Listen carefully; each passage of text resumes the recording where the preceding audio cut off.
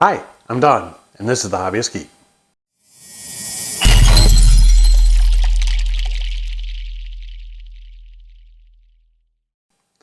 Welcome back, y'all.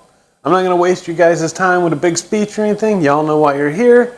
We're going to be doing part 3 of this wonderful guy, getting his arms and his accessories and doing the final assembly, and we'll take a look at the finished product. So with that said, I'm going to shut up.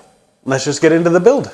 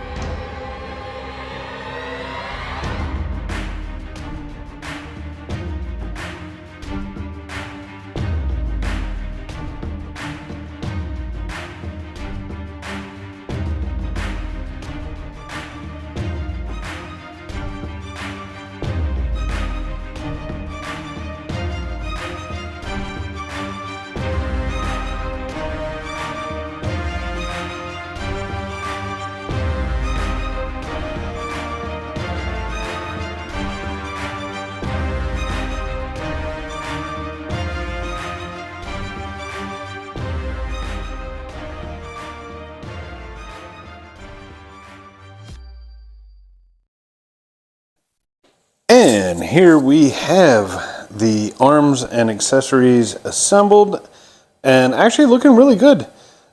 These were by far my favorite parts for this particular build. And I mean, if you take a look at them, I mean, just look at the detail all along these arms. Not particularly happy with the laser etched and painted on fingers here for the blocky hand. But I mean, you've got this gauntlet armor here with this wonderful cylinder work. Look at that laser etching. That is just amazing. You've got his shoulder armor here with this layered effect for the cylinder inside, which is awesome. You got the cylinder here. This was an absolute nightmare to try and assemble. Just this little piece right here. It's absolutely a pain in the butt. But we got it in. And tons of laser etching, little paint details everywhere. On the back side, we've got this tire with the actual spokes and the rim put in place. Looking pretty good.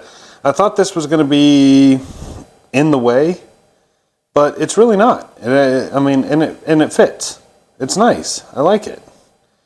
More laser etch detail all along, even on the bottom of the forearm here. All in all, really a nice piece. As far as the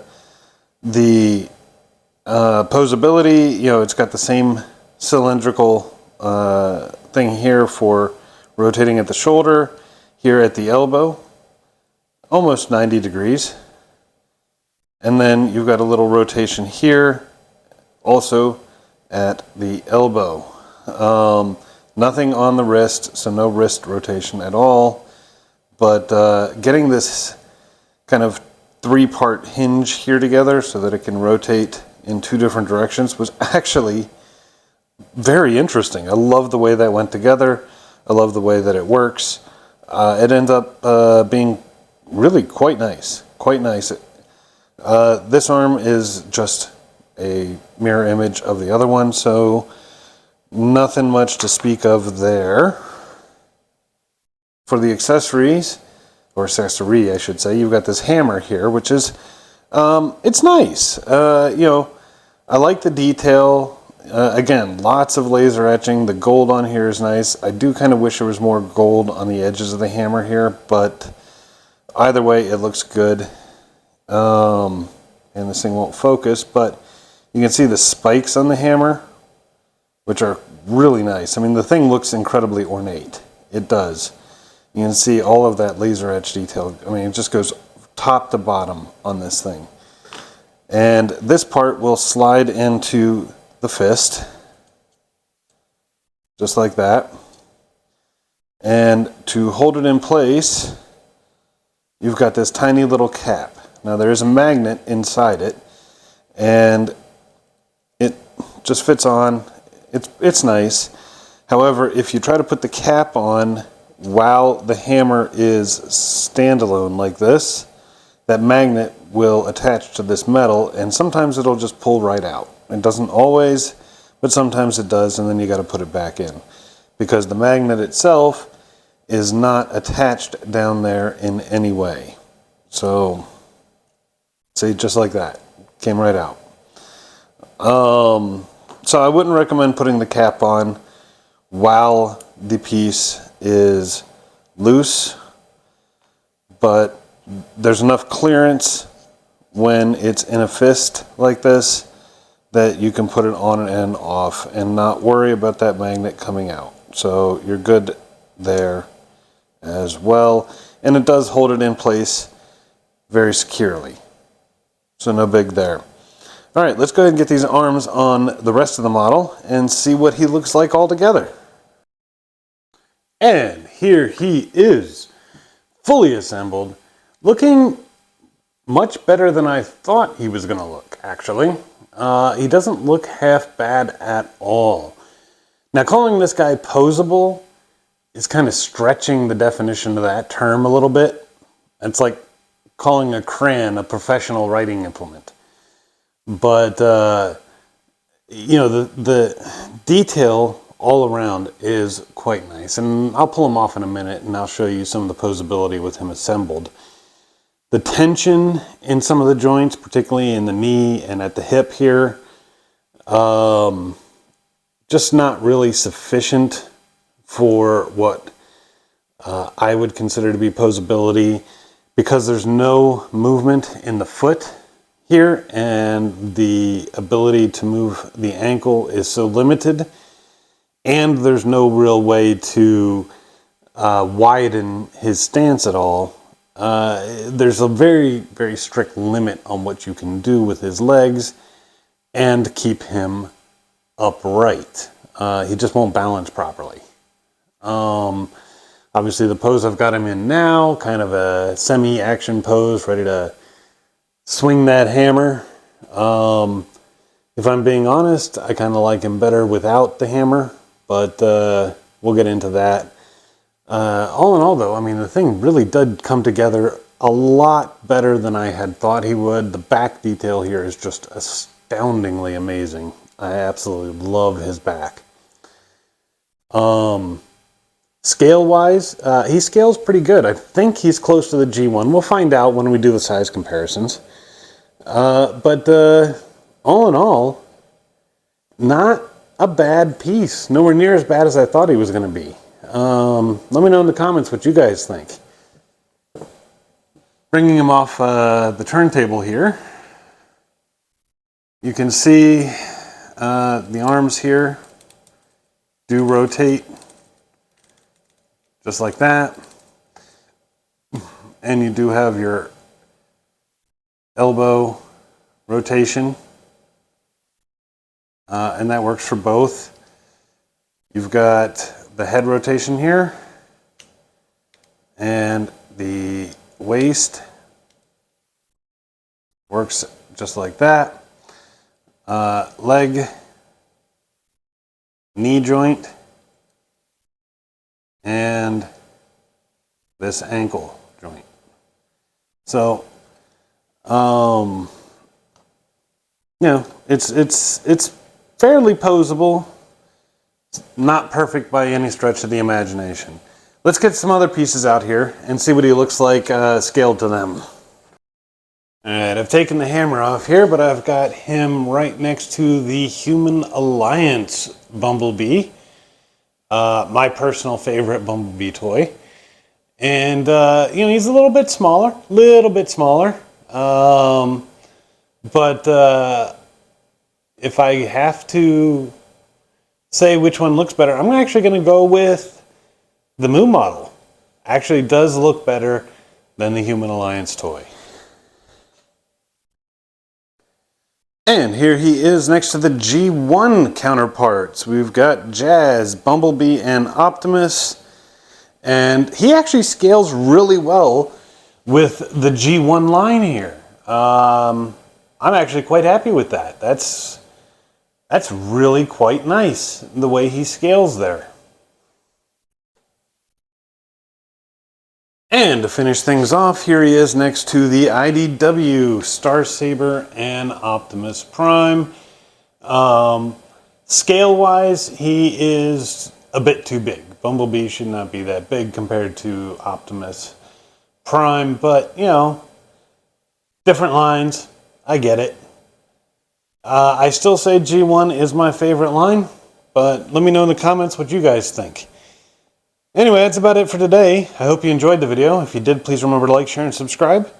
And I will see you next time. Have a great day.